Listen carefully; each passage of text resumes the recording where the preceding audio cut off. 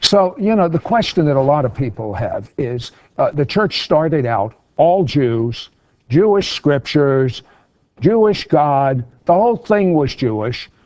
By the way, there also was a lot of power. Miracles happened. I mean, some Jewish people would walk around, and under their shadow, people would be healed.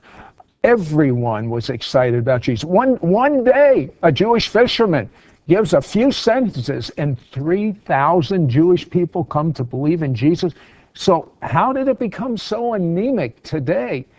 My guest, Robert Haidler, is a specialist in this area. He's a graduate of Dallas School of Theology.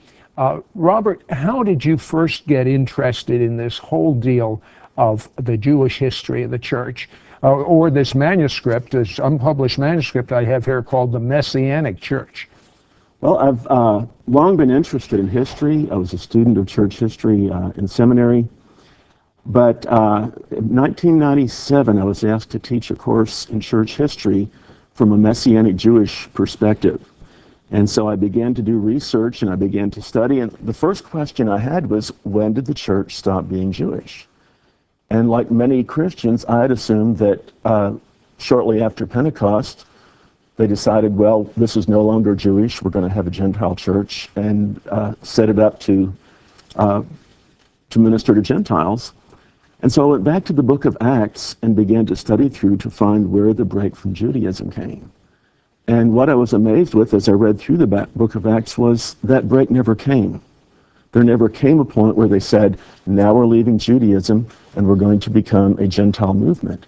As a matter of fact, as you go through the book of Acts, they still worshipped in the temple and in the synagogues. They still took Nazirite vows. They still celebrated the holidays of the Old Testament scriptures. Even at the very end of the book of Acts, Paul is saying, I am a Jew. So, did it happen, you think, in the first century? Well, that was my next thing to study. I mean, after the New Covenant was finished, was the break? Or?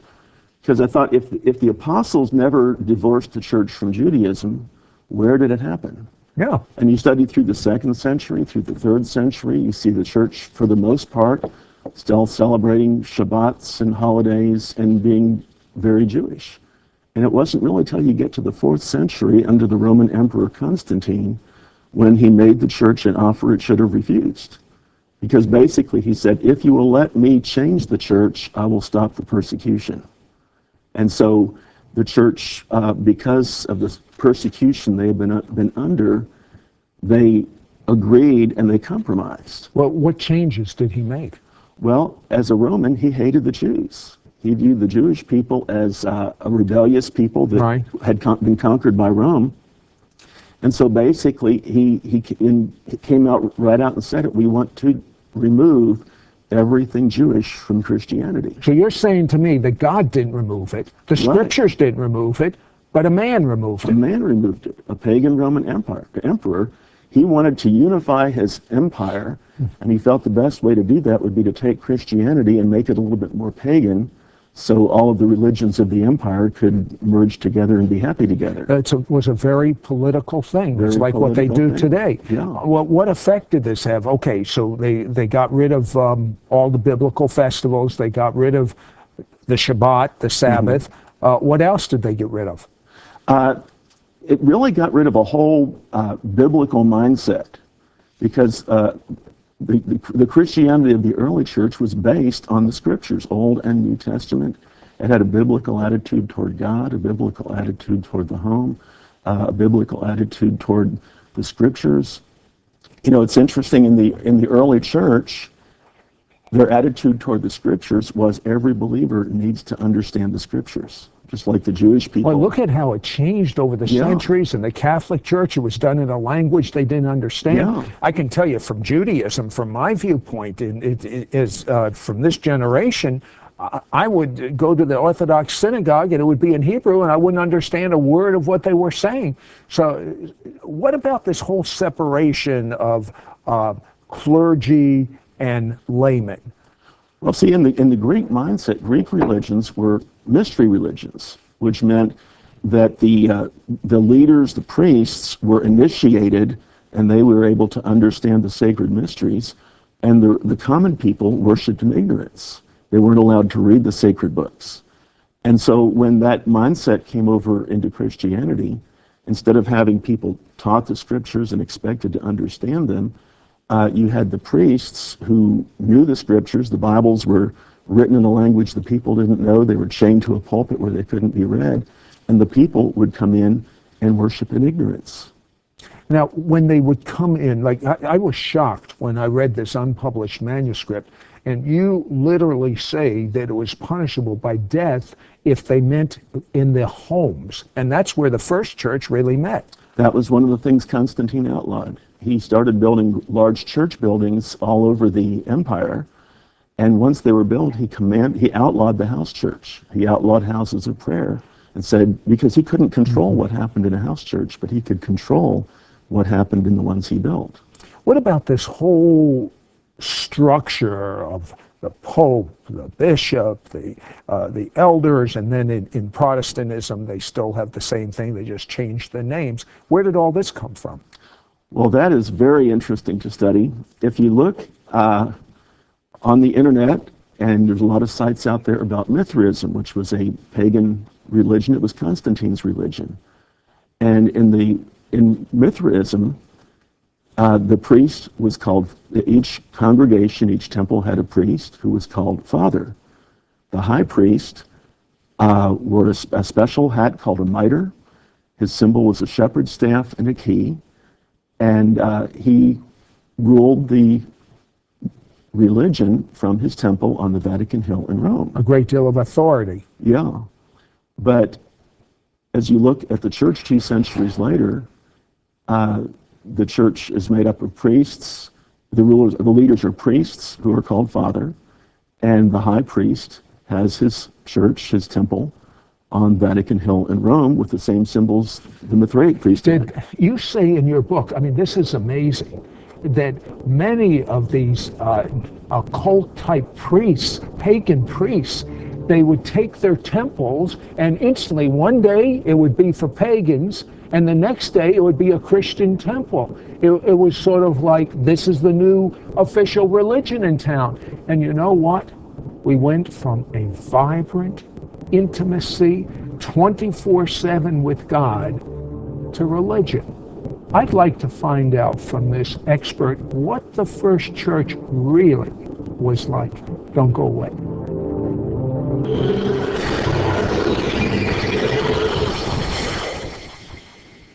Hi, Sid Roth here with Pastor Robert Haidler, graduate of Dallas Theological Seminary, who has studied what the first church was like. Now, why would we want to know what the first church was like?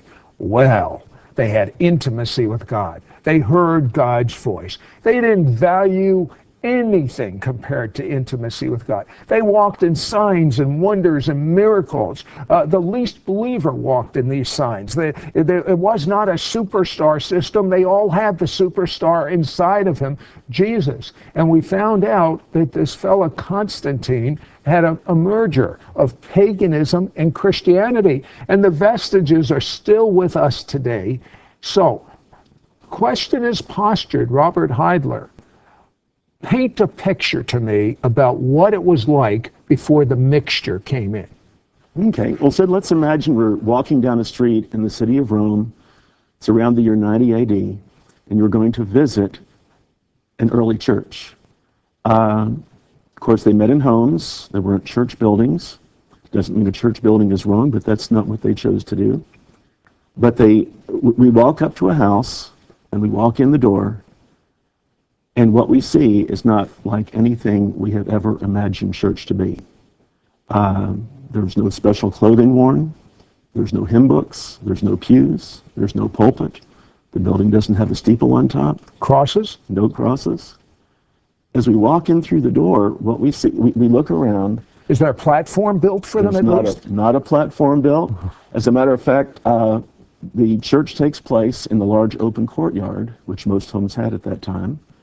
And there was an open courtyard in the middle of the home. We walk into it, and it looks like there's a party going on. They're playing flutes and lyres and tambourines.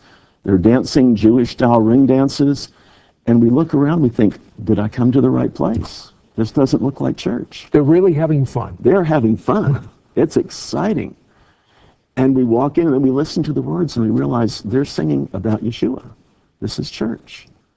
And you read many historical descriptions of the early church that it was typical for them to begin with just a prolonged period of joyful singing, dancing. That was just a typical way for them to start church. Did they have a worship team, so to speak, like we have today? I imagine they knew who could play, and they knew But I don't think they were all set on a bandstand. They probably didn't have, no. It was very free, it was very open, it was very joyful. And if that didn't surprise us enough, the next thing they would do would surprise us even more, because when that slowed down and stopped, the next thing they'd do is start bringing out food. And people would sit down together and have a meal together. It's called the agape. The New Testament describes that. And they would eat together, they would fellowship together, they would share about the Lord in the process. And because it was a family, they knew each other, they loved each other. You know, I like to use the word mishpacha, which is a Hebrew word that means family. And in studying your manuscript, that's what we lost by substituting the Greco-Roman roots for the Jewish roots. The whole family thing. I mean, it was so rich. Yes. I mean, I feel robbed. You should. We have been. Things that God wanted us to have. So they had this meal, and let me tell you, chicken matzo ball soup, potato kugel, you don't know, gefilte fish with horseradish, you don't know what heaven is till you've had Jewish food. Now, you don't have to like the Jewish food. However, what else happened? Well, as they continued on, they would worship, they would sing, and at some point, and the Bible describes this, it says that when the power of the Lord is present, there would come a time in the midst of this when the Spirit of God would just drop down in a very tangible way. And as that happened, miracles began to take place. Irenaeus describes even at the end of the 2nd century, it was very common for healings in tongues, prophetic words, miracles. He said it was even common to see people raised from the dead by the prayers of the church. And the Spirit of God would, I sort of picture it this way, you know, you're sitting there and you're looking and there's a family in the back and they look very uncomfortable. They've never been here before. They have come because their daughter has contracted a disease that's left her blind, and they have nowhere else to turn to, but they have a friend that's a Christian that invites them to church. And they bring their daughter in, and when the Spirit of God falls, people gather around, they begin to pray for her, and suddenly she begins to weep and cry and say, I can see, I can see. Could you picture her running throughout the neighborhood saying, I can see, I just went to Shlomo's house over there. It was so good, the gefilte fish and the chicken matzo ball soup, and miracles happened. Never happened in my synagogue. Okay. And soon the whole family's saved. And we think that sounds like a dramatic thing, but as you read, that is what saved most people in the Roman Empire. Even historians say it's the power of the church to heal and deliver that caused people to want to brave the threat of persecution. Now, to come to know this Yeshua. In Israel, were many people becoming believers? Oh, yes. You look at the church in Jerusalem, it started with 120, moved up to 3,000. And by Acts chapter 4, it was probably over 10,000. It said there were 5,000 males in the church by that time. And many have estimated by the martyrdom of Stephen, it would be up to 20,000. When Paul comes into Jerusalem in Acts chapter 19 or 20, James comes up to him and says, look how many tens of thousands of Jews have come to believe in Yeshua and are zealous for Torah. Can this be recaptured again? I believe yes. I was so fascinated with this unpublished manuscript by Robert Heidler. We're making it available, and I believe that if we stop changing and go back to the way God created it to be, we'll get the same results. Makes sense? Makes sense to me. Don't go away. You're going to find out some mixture that came into the church, which is robbing us of miracles. Be right back.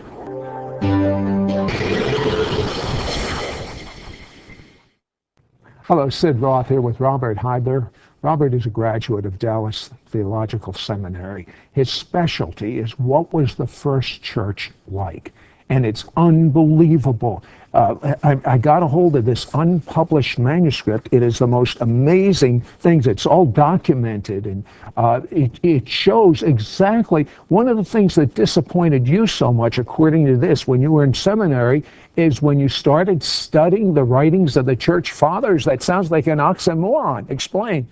Well, Sid, God had chosen the Jewish people to be priests to the nations, and he had spent 2,000 years giving them an understanding of the things of God so that they would be able to disciple the nations. What happened early in the 2nd century as the gospel began to move out into the Gentile world, men began to rise up into leadership who did not have that understanding. And a lot of these men are called the church fathers. They were originally trained in Greek philosophy, but they came to know Yeshua, but they didn't understand the things of God. They didn't understand what God was like. And so as they began to write, they would deliberately attempt to take what they knew from Greek philosophy and merge it into what they knew of Christianity. One of the first of these was Origen, who was a well-known early theologian. And his stated goal was to take Stoicism and Neoplatonism and merge that with Christian theology. Augustine did the same thing. Augustine is the father of theology for Catholics and Protestants.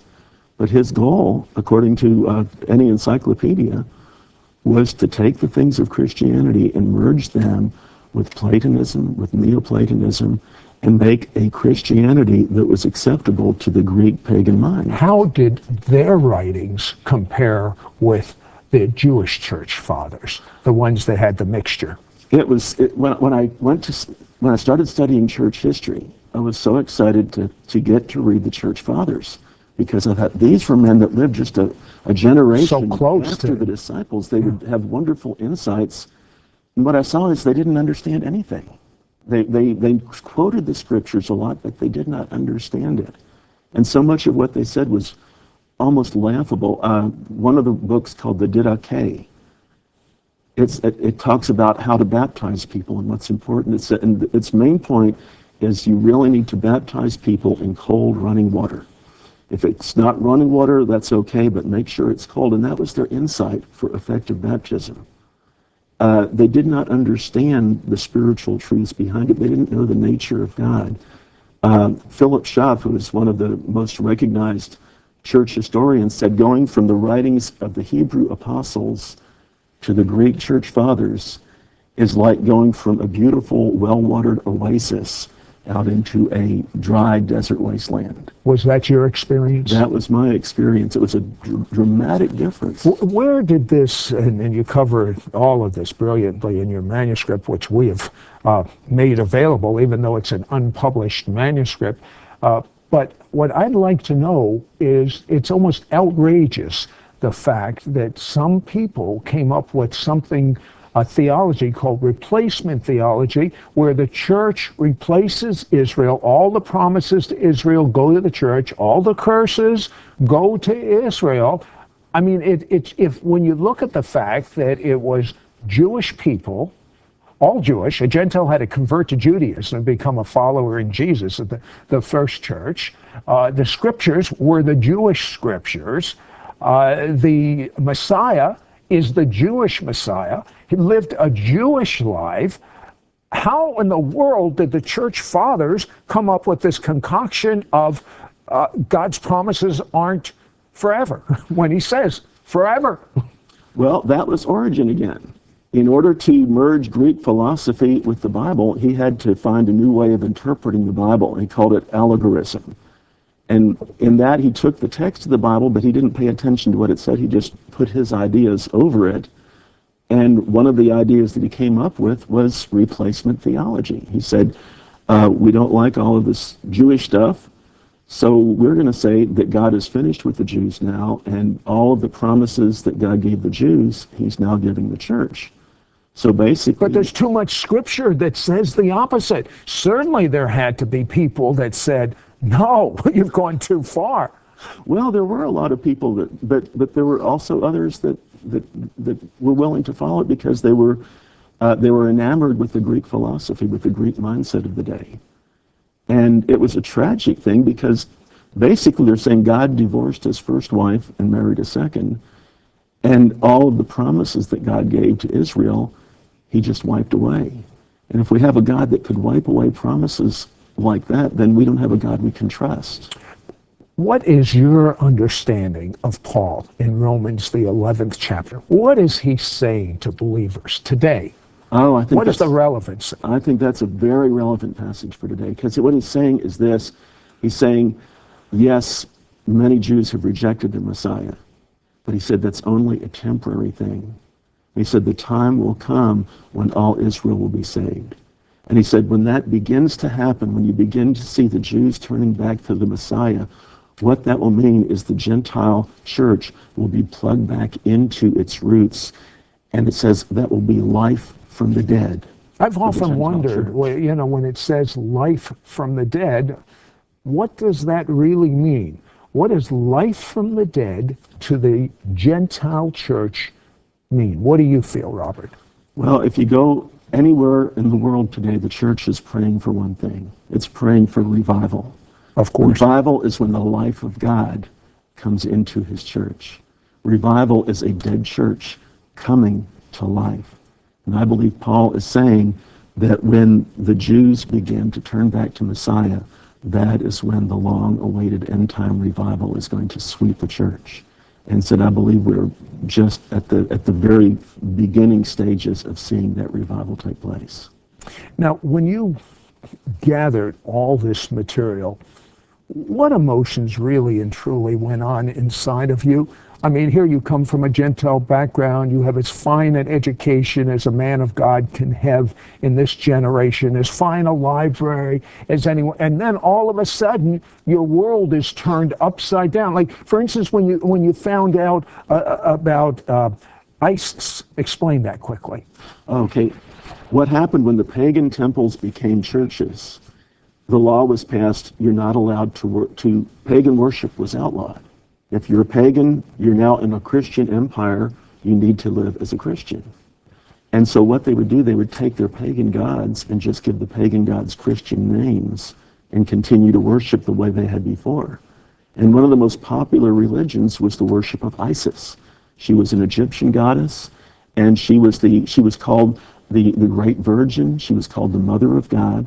She was called the Mother of God? And she's usually shown holding her child Horus, the god Horus. And it was a very popular religion. Did they worship her? And they would worship her. They'd go and bow down to her. They'd light candles. They'd light incense. And so what happened, the worshipers of Isis were told it is now illegal to worship Isis. So what did they do? They just changed the names. That was part of the pagan mindset. They could change the names of their gods. And they looked around in Christianity to find someone they could change the name to, and they chose Mary. And so the cult of Isis, in most of the details of its worship, just transferred over, and they would go to the church that used to be their temple, bow down to a statue that looked very much like the statue of Isis, only now they were bowing down to worship Mary. You know, Robert, that had to be such an abomination to traditional Judaism. No wonder there's a wall of separation between Jews and Christians today. But it's about ready to change. You see, Paul said in the book of Ephesians, the 2nd chapter, that the reason Jesus came was to break down that middle wall of separation between Jew and Gentile to form one new man. Now, this one new man is the King of the Jews, Jesus. And so you can see, I mean, it's so obvious, this replacement theology, this statues. I mean, in Judaism, we know one thing, and it's according to this Torah, you don't bow down to statues. I mean, Christianity is the exact opposite of what we Jewish people were taught. And Judaism is the exact opposite of what Christians have been taught.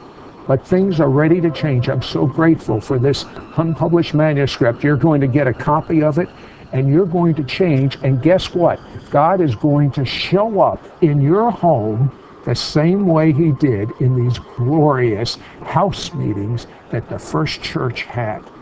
Oh, You don't know Jesus? I'm glad you asked. Tell God you're sorry for your sins. Say, I believe Jesus died for my sins. I make Jesus my Lord. Live inside. Read the Bible. That's it.